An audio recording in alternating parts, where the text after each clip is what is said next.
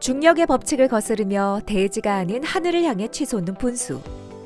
우리 몸에도 분수와 같이 매일 중력의 힘을 거스르는 것이 있습니다. 바로 심장에서 출발해 우리 몸 구석구석에 산소와 영양분을 운반하고 다시 정맥이라는 혈관을 타고 심장을 향해 올라가는 혈액인데요.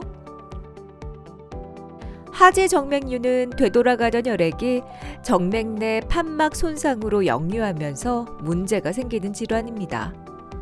하체의 알로 부분이 그냥 시퍼렇게 멍든 것처럼 핏줄이 선다든가. 많이 아플 때는 이 다리가 정말 터져 나가는 것처럼 그렇게 아팠어요.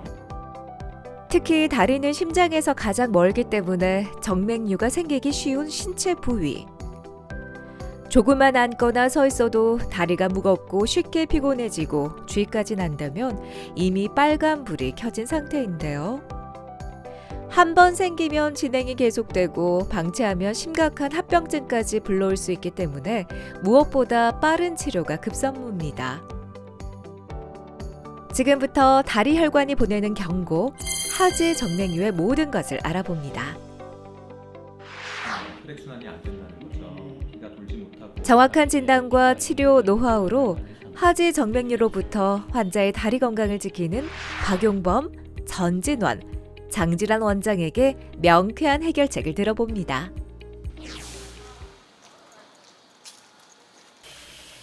설거지를 하는 간단한 집안일도 언젠가부터 버거워지기 시작했다는 문순옥 씨. 발바닥을 파고드는 통증 때문에 오래 서 있을 수가 없기 때문입니다. 조금만 서 있어도 쥐가 나고 붓는 다리. 열심히 살아온 세월의 흔적이라 여기며 고통을 참아왔지만 밤부터 아침까지 이어지는 통증을 더 이상 견딜 수가 없습니다. 식당 일을 하는데 너무 장시간을 하다 보니까 집에 오면 그게 쌓이고 해서 그런지 하체의 알로 부분이 그냥 시퍼렇게 멍든 것처럼 핏줄이 선다든가 발바닥부터 해서 발 뒤꿈치까지 하여튼 땅바닥에 닿을 수 없을 정도로 통증이 심하고 그래요. 퉁퉁 부어서 눈으로 사람들이 시선으로 보기에 너무 진짜 무서울 정도로 붓고 그래요. 만성 통증에서 벗어나기 위해 그동안 수많은 병원을 전전했지만 통증에 대한 뚜렷한 답을 얻지 못했다는 문순옥 씨.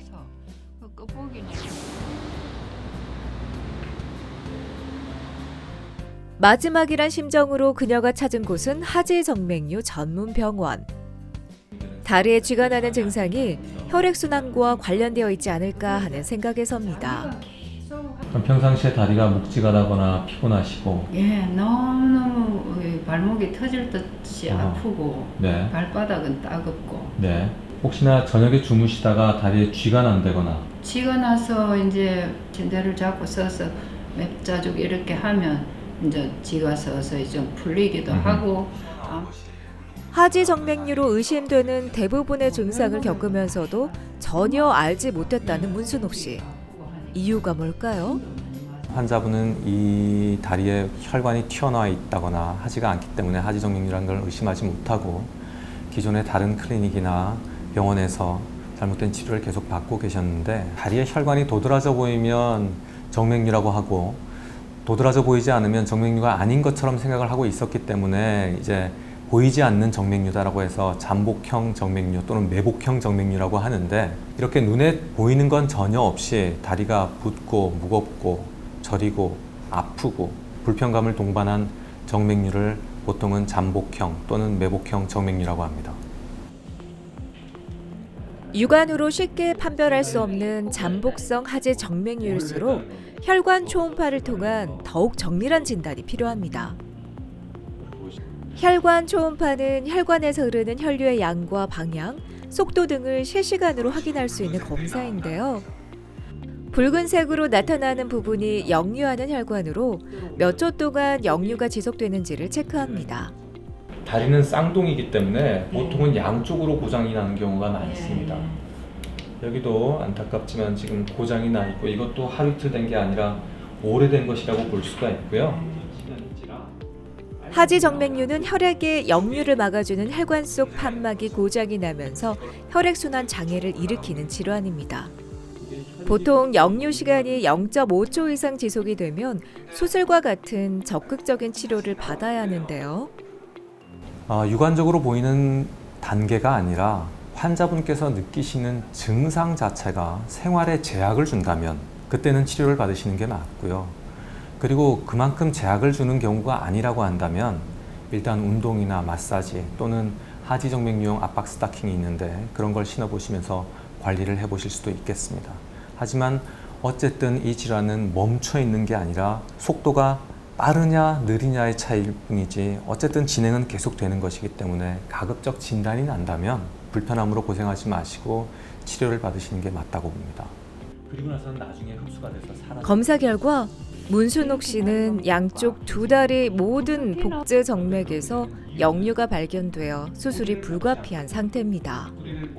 아니 너무 진짜 이거 나는 생각지도 않은 일이 벌어져가지고 이 하지정맥이 이렇게 중요하고 저거 한 줄 몰랐어요. 아무리 그래도 툭툭 나오지도 않았는데 이게 하지정맥이라 하니까 이제 뭐 수술하고 하면 선생님께서 완치될 수 있다고 희망적인 말씀해 주시니까 뭐 그렇게 알고 수술 잘 받겠습니다. 보험업에 종사하며 고객 상담을 하느라 늘 오래 앉아있는 시간이 많다는 오영화 씨는 3개월 전 하지정맥류 수술을 받았습니다. 하지만 이번 수술이 처음은 아니었는데요. 2년 전 다른 병원에서 첫 수술을 받았지만 얼마 못 가 증상이 재발해버리고 말았습니다. 재수술을 받아야 하는 상황에 몸도 마음도 더 큰 고통을 겪어야 했다는데요. 많이 아플 때는 이 다리가 정말 터져 나가는 것처럼 그렇게 아팠어요. 밤에 이렇게 자면은 이렇게 다리를 이렇게 올려도, 그러니까 어떻게 설명을 해야 될지 모르겠는데 이 두 다리가 아린다고 하나? 그냥 막 아려요. 막 아리고 또 막 터질 것 같고, 그리고 이 자다가 몸을 조금만 뒤척이고 다리에 힘을 줘도 이 다리가 경련이 확 양쪽 다 같이 일어나 버려요. 그게 너무너무 힘들었어요. 하지정맥류는 수술 시 재발률이 높은 질환이라는 인식이 있습니다. 실제로 오영화 씨 경우처럼 재수술을 받기 위해 병원을 찾는 환자들이 적지 않다는데요. 재발하는 가장 흔한 원인은 근본적인 뿌리 혈관을 잡지 못했기 때문입니다. 눈에 보이지 않는 뿌리 혈관은 그대로 남아있고 가지 혈관만 사라진 거기 때문에 세월이 지나면서 또다시 정맥류가 생기게 되는 것이죠. 두 번째는 적절한 치료 자체가 이루어지지 않아서, 즉 강한 치료가 이루어져야 하는데 약한 치료를 한다거나 하기 때문에 재발되는 경우가 많습니다.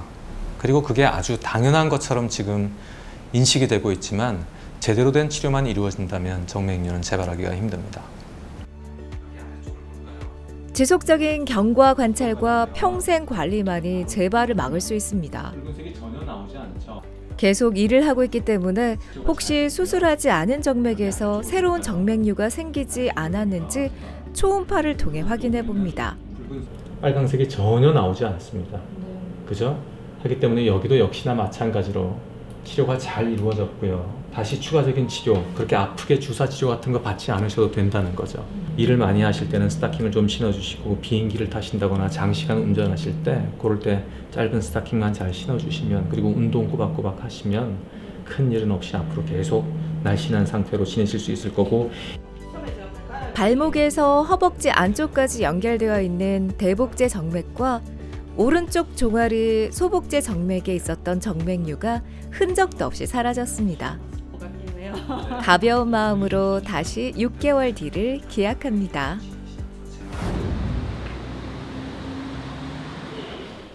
수술이 결정됐던 문순옥 씨가 다시 병원을 찾았습니다. 늦었지만 이제라도 치료를 받게 되어 다행입니다. 마음이 좀 무겁고 좀 부담되기도 하고 떨리기도 하고 그렇습니다. 그런데 저기 편안하게 그냥 수술 순조롭게 할 수 있다니까 감사드리죠 뭐. 드디어 수술 시간이 다가왔습니다. 사람마다 얼굴 생김새가 다르듯이 혈관도 모양이나 길이, 깊이가 각각 다르다는데요. 그래서 혈관에 따라 환자 개개인에 맞는 적절한 수술법을 선택해야 합니다. 첫 번째는 가장 오래된 방식인데 수술적인 방법입니다. 모든 혈관을 다 절개를 가해서 다 뽑아내는 것이죠. 그런데 그 방법이 워낙 많은 상처가 남고 출혈도 많고 하다 보니까 새로 나온 방법이 뽑아내지 말고 태우자. 그래서 20년 전에 나온 레이저라는 방법이 있고 그걸 약간 더 현대화시켜서 만든 게 고주파란 건데 그거는 태우는 게 아니고 삶는 형식입니다. 그런데 열을 이용해 봤더니 그 열 때문에 생기는 또 부작용이 있었습니다. 화상이라든지 신경 손상이라든지 그걸 막기 위해서 3세대 치료 방법으로 나온 것이 열을 이용하지 않는 비열적인 치료 방법이 나왔습니다. 그래서 그 첫 번째로 나온 것이 모카라고 해서 물리화학적 폐쇄술이라고 해서 클라리베인이라는 방법이 있고요. 그 후로 한국에 도입이 된 것이 베나실이라는 방법이 있습니다. 그래서 크게는 3종류입니다. 근데 그걸 분류를 하면 그게 한국에서 이루어지는 건 5가지 종류라고 볼 수 있겠습니다. 하지 정맥류 수술은 기본적으로 문제 혈관을 폐쇄하는 원리를 따릅니다. 문순옥 씨의 경우 열을 사용하지 않는 비열 치료 중의 하나인 클라리베인 수술을 진행하기로 했습니다. 경피적 기계화학 정맥폐색술인 클라리베인은 앞부분에 회전하는 볼이 담긴 금속선을 혈관에 삽입해 자극을 주고 동시에 혈관 경화제를 분사해서 혈관을 폐쇄시키는 치료 방법입니다. 기존의 주사요법은 주로 작고 가는 혈관 속 정맥류만 치료할 수 있었다면 클라리베인은 굵은 혈관에도 적용이 가능한데요. 물리적인 손상이 없고 수면이나 국소 마취로도 진행이 가능해 수술에 대한 부담이 적습니다. 네, 아주 성공리에 잘 끝났습니다. 그리고 다시 추가적으로 시술이나 다시 재수술을 받는 경우는 아마 지내시면서 없을 겁니다. 그래도 더 중요한 거는 제일 위쪽에 있는 뿌리혈관을 완전하게 잡아드렸다는 겁니다. 하기 때문에 그분은 앞으로 사시면서 재발을 경험하기는 힘드실 겁니다. 30분 남짓한 수술 시간이 끝나고 입원실로 이동한 문순옥 씨. 보통 하루 정도 입원해 경과를 관찰하는데요. 신경 손상이 없어 바로 자리에 앉거나 움직일 수 있을 만큼 회복이 빠릅니다. 혹시 한번 걸어보셨어요? 예, 지금 밥 먹기 전에 계속 운동했습니다. 네, 많이 아프진 않으셔? 네, 괜찮습니다. 다행입니다. 네. 샤워도 다 하셔도 되고 네. 내일부터 운동을 꼬박꼬박 해주셔야 됩니다. 유산소 운동. 네, 그렇죠. 네. 주로 걷는 거 뚜벅뚜벅 발 뒤꿈치부터 이렇게 닿도록 이렇게 네. 걸어주시고 하루에 30분에서 1시간 정도 걸어주십시오. 네. 아직 치료가 완전히 끝난 게 아닙니다. 완치라는 마침표를 찍기 위해선 꾸준한 관리가 이루어져야겠죠.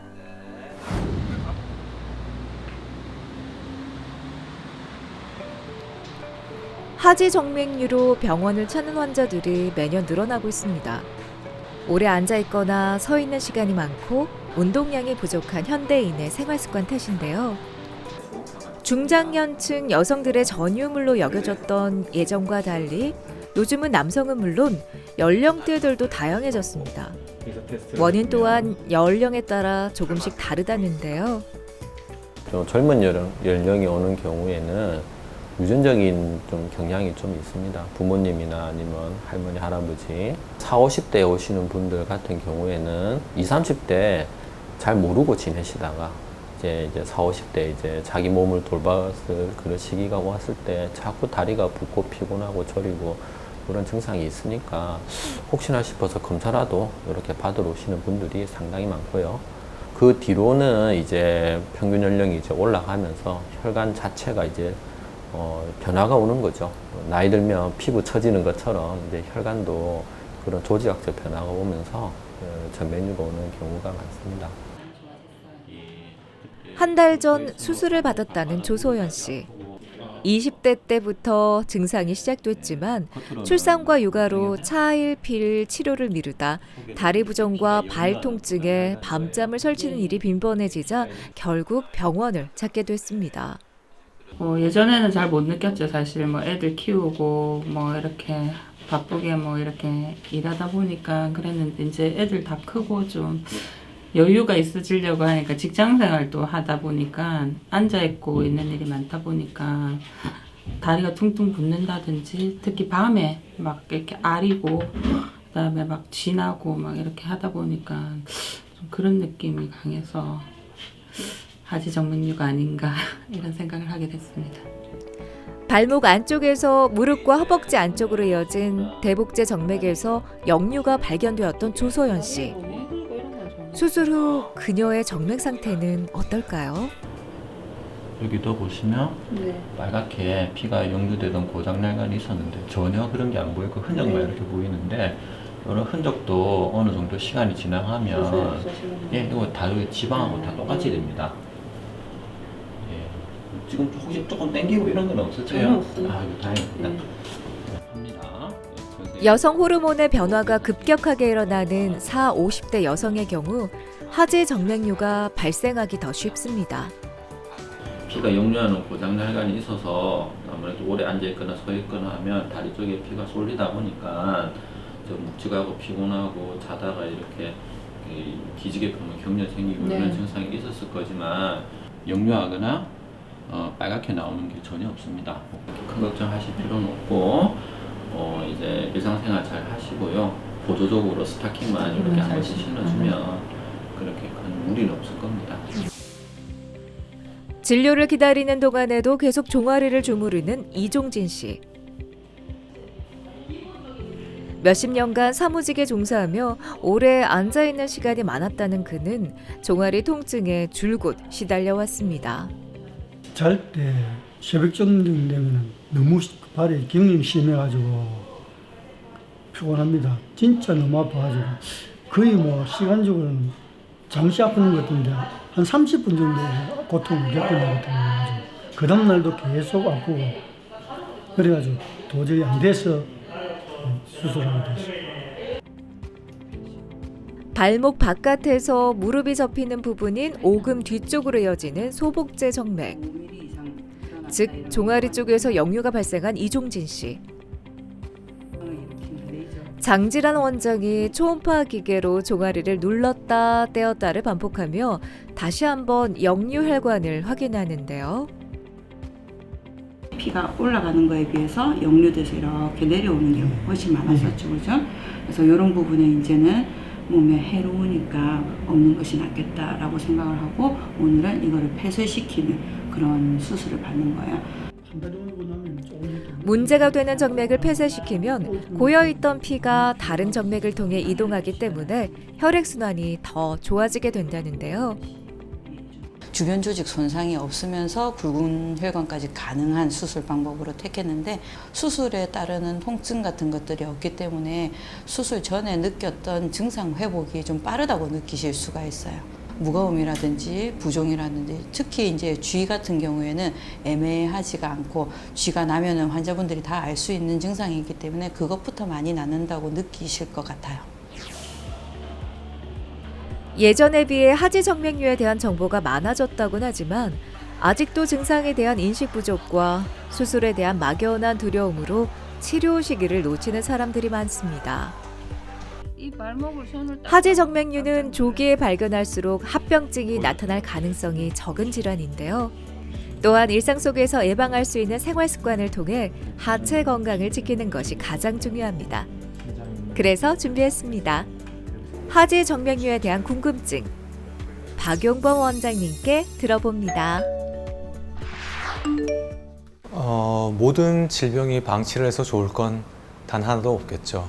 경우에 따라서 환자분들에게서 혈전이 생긴다든지 아니면 그 결과로 심장이나 폐 이런 부분에서 무리가 간다든지 하는 부작용이 생길 수가 있습니다. 그리고 어디까지나 하지정맥류는 생활 밀착형 질환이다 보니까 이게 당장 죽고 살고 하는 건 아니지만 놔두다 보면 점차적으로 활기를 잃게 됩니다. 생활에 제약을 받지 않고 활기차게 살기 위해서라도 일단은 하지정맥류는 적극적으로 치료를 받으시는 게 맞습니다. 그리고 부작용을 예방하는 차원에서라도 치료를 받으시는 게 맞다고 봅니다. 반신욕은 동맥이 안 좋은 분들에게 도움이 많이 되고요. 오히려 정맥이 안 좋은 분들은 혈관이 늘어나 있는 상황이기 때문에 정맥류는 혈관을 좁혀줄 수 있는, 즉 제가 말씀드린 좁힌다는 건 아예 막아버린다는 게 아니라 혈관에 탱탱한 탄력을 줄 수 있는 오히려 냉욕이 더 도움이 됩니다. 그래서 저녁에 다리가 묵직하고 피곤하실 때 다리에 차가운 물을 이렇게 뿌려주시면서 발목을 이렇게 움직여 주시면 훨씬 더 도움이 될 수 있고요. 아래쪽에서 발 쪽에서 심장 쪽으로 밀어 올려주는 마사지는 도움이 많이 됩니다. 손등에 혈관이 도드라지는 것은 실제로는 정맥류는 아닙니다. 결코 정맥류가 아니고 이거는 손등에 살이 없기 때문에 상대적으로 좀 체구가 있고 몸이 퉁퉁하신 분들은 보면 손등에 혈관이 잘 없을 거예요. 그리고 손등이 이제 나이가 들게 되면서 우리가 호르몬의 변화로 인해서 혈관의 사이즈는 그대로인데 손등에 살이 없어지면서 도드라지는 경우가 많은데 이걸 보고서는 손등 정맥류라고 해서 아니면 팔등 정맥류라고 해서 이걸 없애는 경우가 왕왕 있는데 절대 그렇게 하시면 안 되고 이제 손등에 혈관이 보인다면 내 건강이 좋은 상태로구나, 나를 위해서 이렇게 혈관이 도드라져 보이는 거구나 라고 생각하시고 이쁜 눈길로 바라봐 주시면 되겠습니다. 너무 과한 운동을 많이 하시는 건 사실 모든 혈관, 정맥뿐만이 아니라 동맥에도 그렇게 크게 도움은 되지는 않습니다. 저희들이 주로 금하는 운동들은 용을 많이 쓰는 운동들입니다. 피트니스를 하시면서 스쿼트를 하신다고 해서 역기를 무거운 걸 들고서 운동을 하시죠. 그렇게 되면은 다리에 순간적으로 가해지는 하중과 압력이 많아지기 때문에 정맥류 환자분들께는 그런 운동이 도움이 되지는 않습니다. 저희들이 추천하는 운동은 단순한 걷기라든지 빠른 걷기, 그리고 자전거 운동, 자전거는 땅을 딛고 하는 게 아니기 때문에, 그리고 제일 권하는 운동은 상대적으로 차가운 환경에서 중력을 갖다가 받지 않고 떠서 하는 운동인 수영을 사실은 가장 권합니다. 그리고 요가나 필라테스도 도움은 되겠습니다.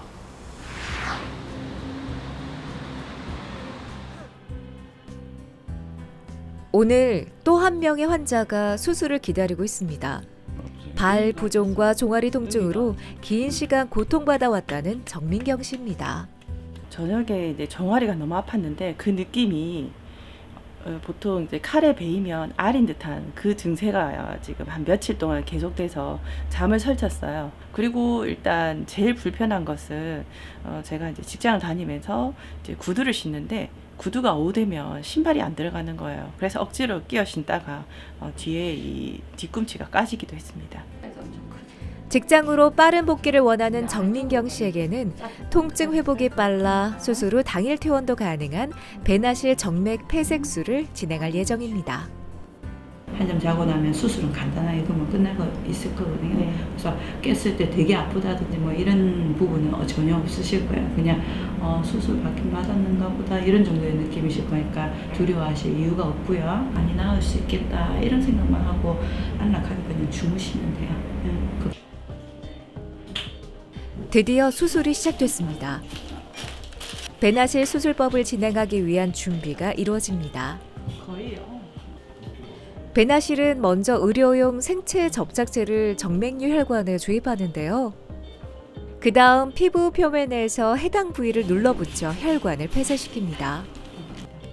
시아노아크릴레이트가 주성분인 생체 접착제는 인체에 무해하다고 하는데요.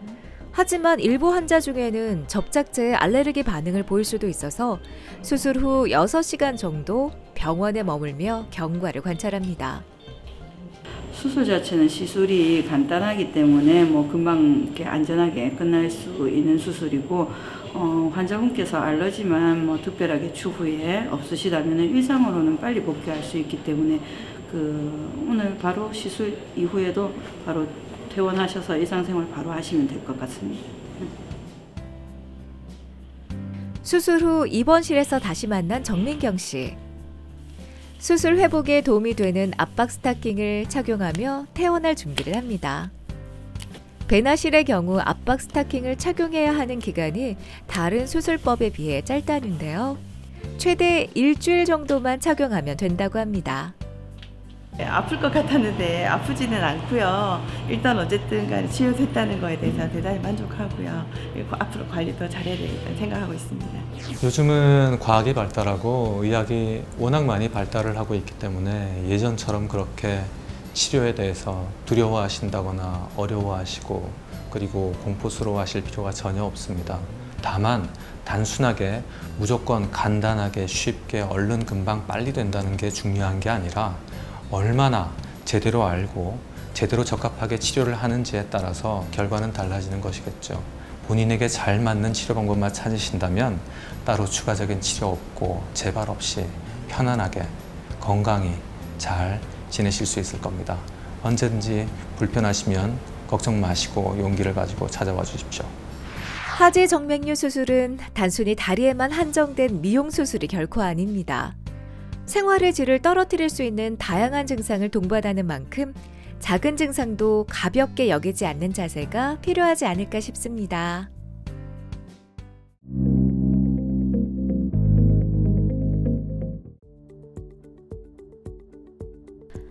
서늘한 바람이 부는 계절 앞에 나무도 새로운 옷을 갈아입습니다. 그렇게 나무는 시간이 흐르고 계절이 바뀌어도 한 곳에 뿌리 내린 채 100년이 넘는 긴 수명을 보장받습니다. 움직일 수 없는 운명을 받아들이면서 말이죠. 그에 비하면 인간은 100년이 채 안 되는 짧은 삶을 살지만 두 다리로 원하는 곳 어디든 갈 수 있는 특권을 가졌는데요. 그런데 문제는 이 특권이 그리 오래 가지 않는다는 데 있습니다. 기계도 오래 쓰면 고장이 나듯 사람의 몸도 마찬가지입니다. 특히 관절은 노화가 가장 두드러지게 나타나는 부위. 걸음 못 걸어 다녔어요. 10m를 못 갔어. 오금인데서부터 열이 땡기고 무릎도 막 아파가지고 막 못 움직이. 걷지를 못했지. 서면은 아파가지고 이렇게 앉아야 될 정도고. 걷는 것이 고통이 되는 병, 퇴행성 관절염. 더 이상 참는 것만이 능사는 아닙니다. 심한 통증으로 일상생활조차 불가능해진 이들에게 인공관절 수술은 최후의 선택이자 마지막 희망인데요. 지금부터 퇴행성 관절염을 딛고 제2의 삶을 걷기 위한 노력과 방법, 무릎 인공관절 수술에 관한 모든 것을 알아봅니다. 평균 수명이 늘어난 만큼 환자들은 안전하고 더 오래 쓸 수 있는 인공관절을 원하는데요. 오랜 수술 경험과 노하우로 환자들의 무릎 건강을 지키고 있는 정형외과 전문의 서진혁 과장에게 그 답을 들어봅니다.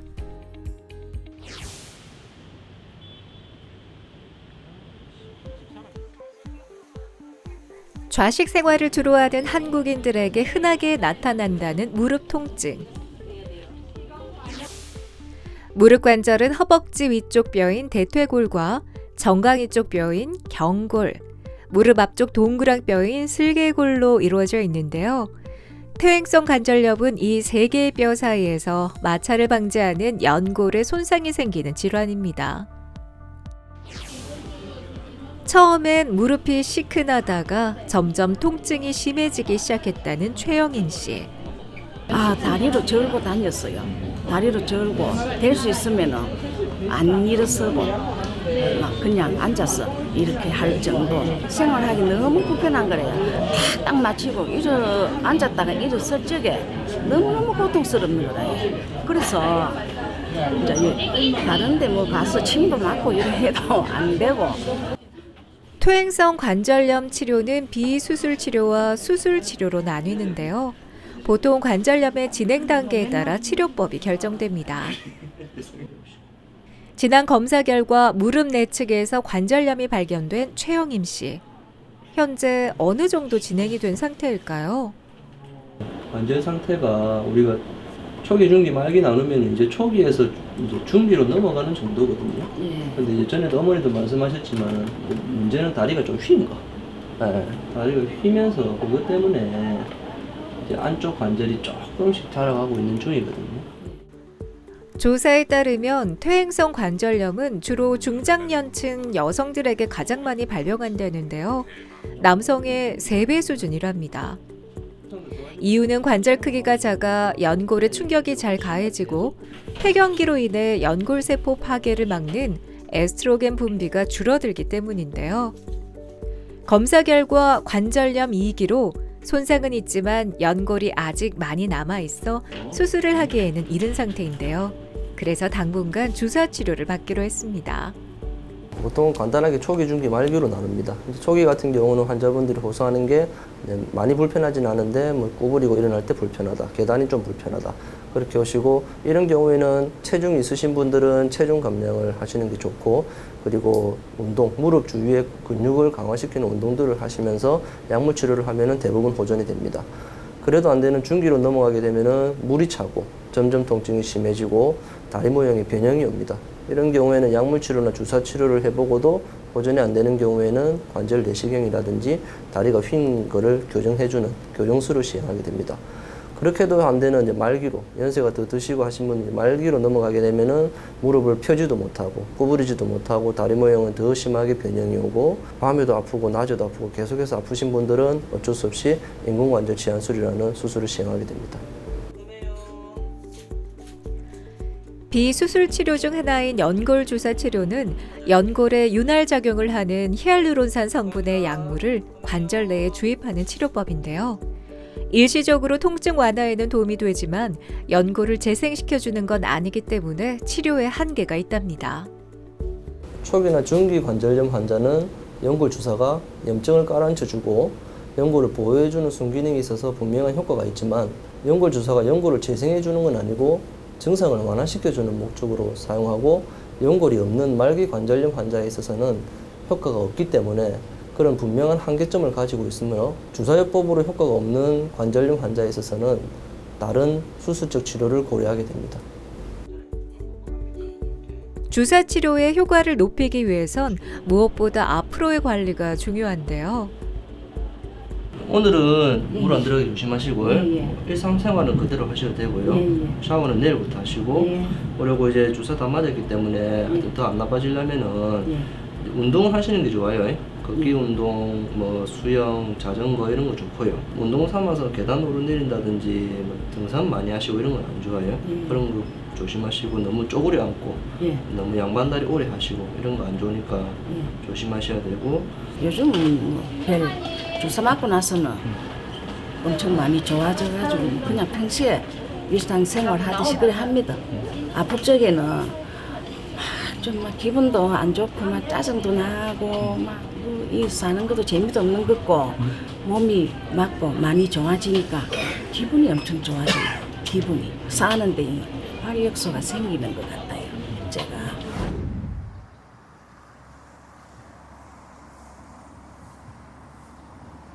증상의 초기일 때는 보존적인 치료로도 개선이 가능하지만 문제는 대부분의 환자들이 극심한 통증을 느낀 뒤에야 병원을 찾는다는 겁니다. 병원을 찾았을 땐 이미 퇴행성 관절염이 말기까지 진행됐을 가능성이 높은데요. 10년간 무릎 통증에 시달렸다는 박상래 씨. 주사와 약물로 통증을 버텨왔지만 이미 연골이 닳을 대로 닳아버린 상태입니다. 밤에 잠을 자다가 한 몇 시간 자고 나면 이막 아파가지고 막 못 움직여 근거이 이리 해가지고 침대에서 발레라 가지고 그래 끌어놔야 되고, 오금인데서부터 열이 땡기고 무릎도 막 아프고, 그래가 몇 번 쉬다가 오고 갈 때도 그렇고 내 그래. 걷는 게 제일 힘들어요. 어디 좀 갈라고. 바닥을 짚고서 겨우 일어서는 박상래 씨. 자식을 모두 출가시키고 행복한 노년을 꿈꿨지만 평지를 걸을 때도 가다서다를 반복해야 하는 상태에 장시간 외출은 엄두도 못 냅니다. 박상래 씨가 병원을 찾았습니다. 더 늦기 전에 수술을 받기로 결심한 건데요. 남은 노년의 삶을 조금이라도 고통 없이 보내고픈 마음뿐입니다. 수술에 앞서 현재 건강 상태를 확인하기 위한 사전 검사가 진행됩니다. 무릎 인공관절 수술 환자의 경우 당뇨와 심장병 등 각종 만성질환을 앓고 있는 65세 이상 고령 환자가 대부분인데요. 때문에 폐 검사, 심전도, 혈액 등 내과적 검사가 필수입니다. 꼬부려 보시고 최대한 할 수 있는 만큼 할 수 있는 만큼 할 수 있는 만큼. 이래 하는 거는 괜찮아요. 이거는 괜찮네. 그거는 뭐야 땡기가 아파가지고. 예예예. 걸으려고 하면 힘들고 밤에 아프고 뼈를 깎아가지고 이렇게 이제 인공 뼈하고 특수 화금하고 이제 플라스틱을 넣을 거예요. 그렇게 넣어가지고 그래가지고 이제 안에 이제 우리 집어넣어서 이렇게 무릎이 편안하게 움직여줄 수 있도록 하면 다리 모양도 똑바로질 거고 통증도 좋아질 거고. 수술에 앞서 무릎 상태도 다시 한번 확인하는데요. 환자분 같은 경우는 10년 이상 이제 다른 병원에서 약물 치료나 주사 치료, 물리 치료를 받아오셨습니다. 그런데도 저희 병원 오기 한 달 전까지도 치료를 받으셨는데 그렇게 해도 전혀 호전을 보이지 않았습니다. 본인이 호소하시는 바로는 밤에도 아프고 낮에도 아프고 가만히 있어도 아프고 걸을 때도 아프고 뭐 계단은 당연히 힘들고 이런 정도의 치료를 해도 안 되는 극심한 고통을 호소하시고 그리고 사진상으로도 봤을 때 다리 모양이 점점 휘고 변형이 오고 관절염도 이제 관절이 좁아지는 말기 관절염 소견을 보여서 이런 경우에는 수술을 시행하도록 합니다. 수술은 일상생활에 지장을 줄 만큼 심한 통증이 있거나 다리 형태의 변형이 생겼을 때 고려하게 되는데요. 무릎은 내측, 외측, 슬개퇴퇴 이렇게 3개의 구획으로 구성되어 있는데요. 이 구획들의 손상 정도에 따라 수술법 또한 크게 2가지로 나뉜답니다. 부분 치환이라는 거는 무릎이 이제 3개 구역으로 나뉘는데 그 중에 이제 한 구역만 문제가 있어서 바꾸는 걸 부분 치환이라고 하고 전 치환은 3가지 이제 구역 중에서 2군데 이상의 문제가 있을 때 전부를 다 바꾸는 걸 전 치환이라 합니다. 부분 치환은 일반적으로 젊으신 분들한테 많이 하게 되고 그리고 아까 말씀드렸는데 정말로 이제 3구역 중에서 딱 한 구역만 나머지는 전혀 이상이 없을 때 할 수 있기 때문에 상당히 할 수 있는 분들이 제한되어 있습니다.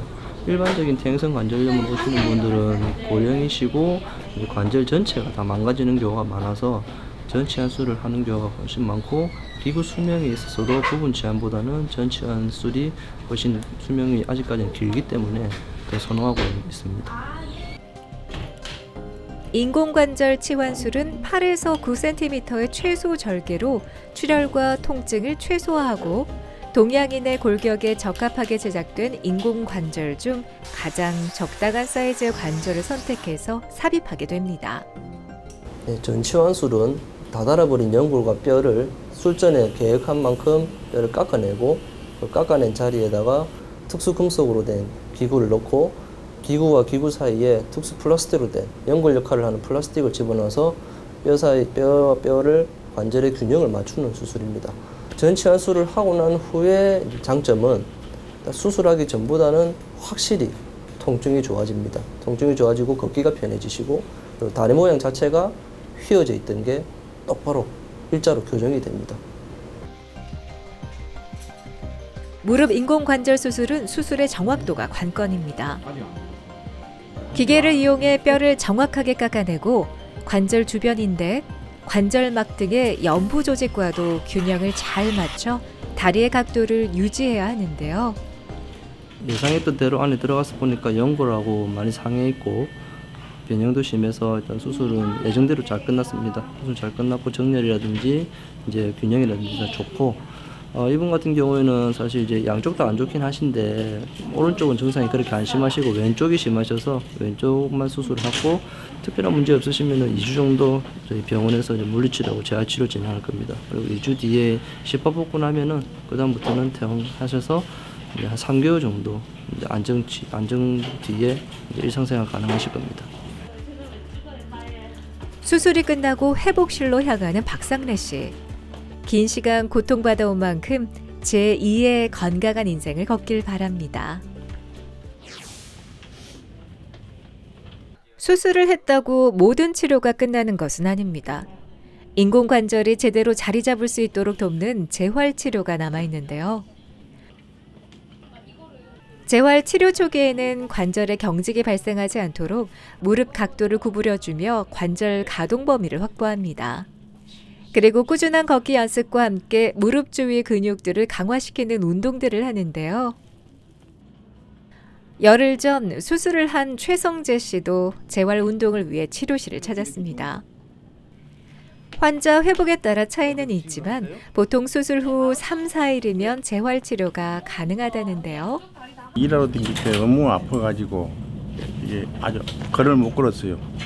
그러다가 여기서 수술하고 재활 치료 지금 한 일주일 했는데 많이 상태가 좋아진 편이에요. 하루하루 매일매일 좋아져요. 내가 그 느낀다고. 왜 진즉 못했던가 후회스러워요. 해야 돼. 다양한 재활기구와 전문 운동사의 1:1 맞춤형 프로그램으로 열심히 재활치료를 받은 덕분에 수술 회복도 빨라지고 있다는 최성재 씨. 다시 무릎 쭉 당기고 까지. 뒤꿈치로 공 꾹 누르세요. 누를 때 많이 아파요?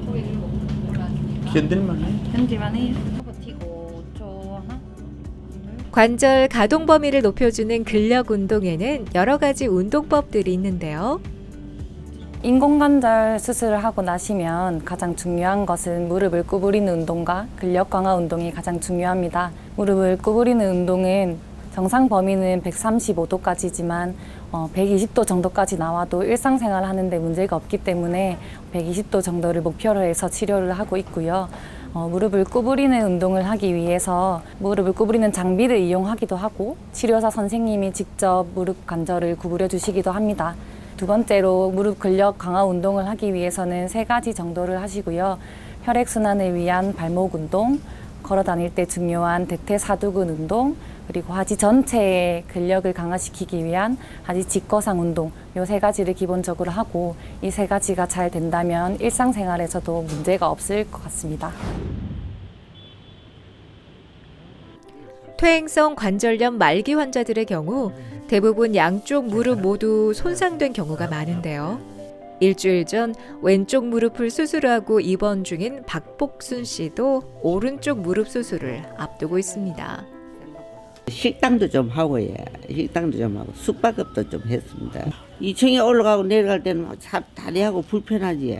그래도 그냥 사는 집이다 싶어 억지로 했다니까. 되게 아프셨겠네요.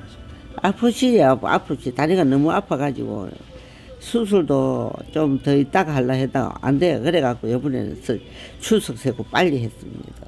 좋은 결과가 오지 싶습니다. 나는 이쪽 약보다 더 잘 될지 싶은데 이쪽 다리가 느낌. 오후 회진 시간.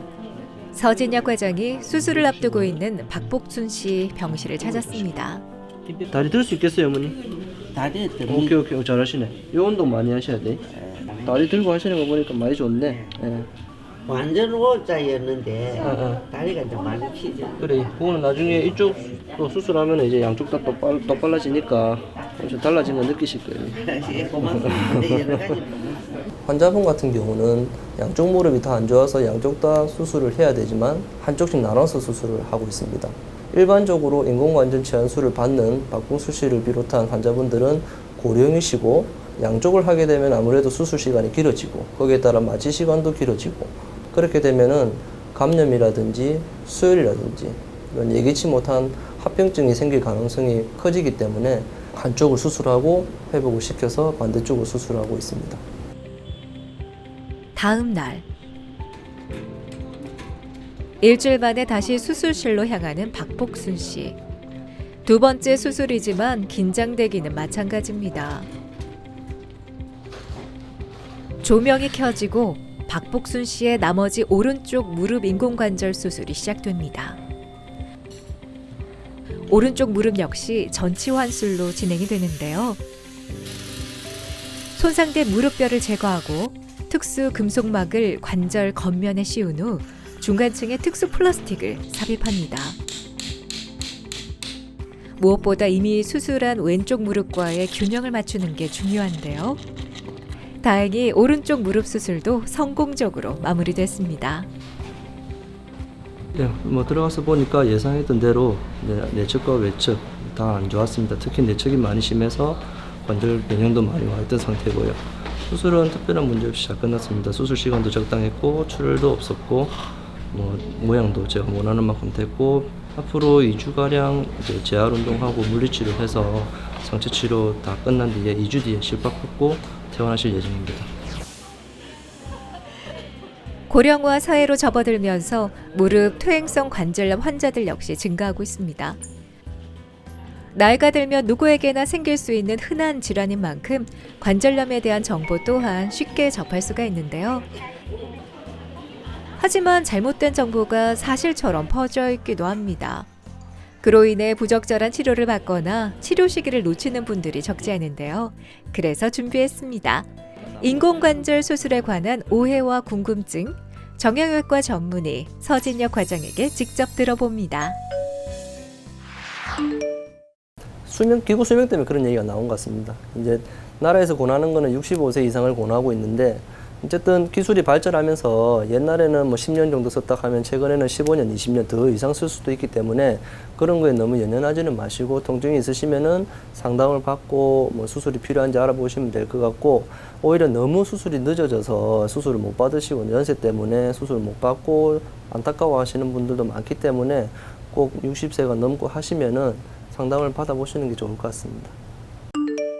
무릎을 구부리기 힘들다는 얘기인데 실제적으로 정상만큼 구부리기는 힘든 건 사실입니다. 그렇지만은 어느 정도 생활하는 데는 큰 지장은 없는 게 대부분이고 동양과 서양의 차이인데 우리 같은 동양인들은 좌식 문화가 발달해 있어서 사실 많이 구부리기를 원하시는데 실제적으로 좋은 거는 수술하고 나서 의자나 소파나 침대에서 생활하시는 것이 좋고 실제 그 정도도 안 되는 뻗정다리가 되는 분들이 간혹 있는데 그런 분들은 이전 같은 경우에 수술하고 나서 이제 통증 때문에 제대로 재활을 못 받으신 경우가 많습니다. 최근에는 오히려 이제 수술 자체도 그렇지만 수술 후에 재활이라든지 통증 관리에 더 중점을 두고 있는 실정이어서 오히려 그런 환자분들은 최근에는 많지는 않습니다. 뭐 드시는 건 상관없습니다. 말 그대로 보조제이기 때문에 관절 보조제는 보조제입니다. 주 치료 외에 이제 드셨을 때 장기적으로 좀 복용을 했을 경우에 도움을 받을 수 있다는 개념인데 이제 수술하고 나서 관절 보조제를 드시는 것 자체는 크게 효과가 있다고 말씀드리기는 어려울 것 같고 이제 단지 보통 무릎 수술을 받으실 정도의 관절염이 심하신 분들은 골반이라든지 발목이라든지 어깨 같은 다른 관절에도 관절염이 같이 동반되어 있는 경우가 많기 때문에 그런 쪽에 있어서는 효과를 보실 수 있으실 것 같습니다. 수술 후에는 무릎 관절의 주변에 있는 대퇴사두근, 허벅지 근육을 키우는 게 가장 중요합니다. 대표적으로 키울 수 있는 운동이 하지 거상 운동이라든지 그다음에 평지 걷는 운동 그리고 자전거 타기, 수영 같은 운동들이 대표적이고 환자분들이 제일 많이 이제 여쭤보는 게 계단 오르내리는 거에 대해서 많이 여쭤보시는데 뭐 낮은 계단은 크게 문제가 없을 수 있지만은 일반적으로 계단 자체는 무릎에 오히려 부하를 주기 때문에 그거보다는 앞서 말씀드렸던 운동들이 더 좋을 것으로 생각됩니다. 6개월 전 오른쪽 무릎에 인공관절 수술을 받은 김승훈 씨가 정기검진을 위해 오랜만에 병원을 찾았습니다. 수술 후 그의 일상생활엔 어떤 변화가 있었을까요? 4월 5일 날 했어요. 4월 5일 날? 그럼 지금 한 6개월, 5, 6개월 정도? 예전에 수술하기 전에는 걷지를 못했지. 서면은 아파가지고 이렇게 앉아야 될 정도고 뭐 생활이 우선 뭐 180도 다 달라졌으니까 그 편치 뭐 그만 뛰댕겨도 될 정도니까 평소에는 뛰다녀도 괜찮을 정도. 예. 수명이 15년에서 20년인 인공관절을 오래 쓰려면 해마다 정기검진을 받는 것이 좋습니다. 안에 뭐 염증도 없고 물 차는 것도 없으시고 아무것도 없어. 흔들리는 것도 없고 기구도 다 괜찮고 자기 위치 잘 있고 좋거든요. 그러니까 걷는 것도 괜찮고 정상이에요, 정상. 아버님 그 회복이 되게 빨라요. 병가 좋아요. 기구 엑스레이 봐도 무릎도 똑바르시고 기구 흔들리는 것도 전혀 없이 뭐 뼈가 다른다든지 기구가 다른다든지 전혀 없거든요. 다행히 수술 경과가 좋은 김승훈 씨. 하지만 앞으로 수술 부위가 붓거나 통증이 느껴질 때 또는 관절에서 소리가 난다면 즉시 병원을 찾아야 한답니다. 이제는 사실 아버님 편하게 계속 뭐 활동하시고 지금 6개월 됐으니까 6개월 뒤에 한 번만 더 뵐게요. 반년 뒤에 한 번만 더 오셔서 저번처럼 사진만 찍어보고 근데 약도 안 먹어도 되죠? 약은 필요 없습니다. 굳이 불편한데 약 드실 필요 없어요. 불편한 거 없어요. 대신에 아버님 조심하셔야 되는 게 절대 무릎에 뭐 주사 맞거나 침뜸 이런 거 이제 이런 거 하시면 안 돼. 그런 거 다른 데 안 가지. 그런 거 하시면 안 돼요. 일상으로 돌아가서도 꾸준한 관리를 하겠다 다짐하며 다음 검진을 기약합니다. 전에부터 완전 나아졌지 다르지. 그때는 아팠으면 걷지도 못하고 일어서려고 그러고 이러고 이랬는데 지금은 수술 안 되는 완전 괜찮아요. 삶이 많이 바뀌셨어요? 아이고 그게 180도가 바뀌었지. 이런 말할 수 없이 지금 뛰달 정도인데 뭐. 삶이 달라졌는데 안 그래요? 정말 행복합니다. 활백. 하루하루 활기차게 활동하며 100세를 누리자는 의미입니다. 하지만 걷는 것 자체가 힘들다면 일상은 그저 고통의 연속일 뿐이겠죠. 퇴행성 관절염. 신체 노화로 인한 아픔이라고만 여기지 말고 보다 적극적인 치료를 받는다면 제2의 인생, 더 즐겁게 걸을 수 있지 않을까요? 퇴행성 관절염은 누구든지 올 수밖에 없습니다. 그게 이제 경하게 오냐 심하게 오냐 차이인데 경하게 오시는 분들은 사실 체중 관리나 자기 생활 조정, 운동 그 정도만으로도 충분히 증상을 좋게 하실 수 있고 즐겁게 사실 수가 있습니다. 그렇지만 그렇지 않으신 분들, 이미 심하게 관절염이 진행하신 분들 같은 경우에는 이제 수술을 고민을 하시는데 좋아지는 점과 한계를 갖다가 명확히 아시고 상담 후에 수술을 진행을 하시면은 확실히 좋은 결과를 얻으실 수 있으실 것이고 통증이라든지 이제 관리에 대해서도 점점 발전하고 있기 때문에 그 후에 다시 수술을 받고 나서 불편함 없이 두 발로 편하게 걸을 수 있는 만족할 만한 삶을 누렸으면 좋겠습니다.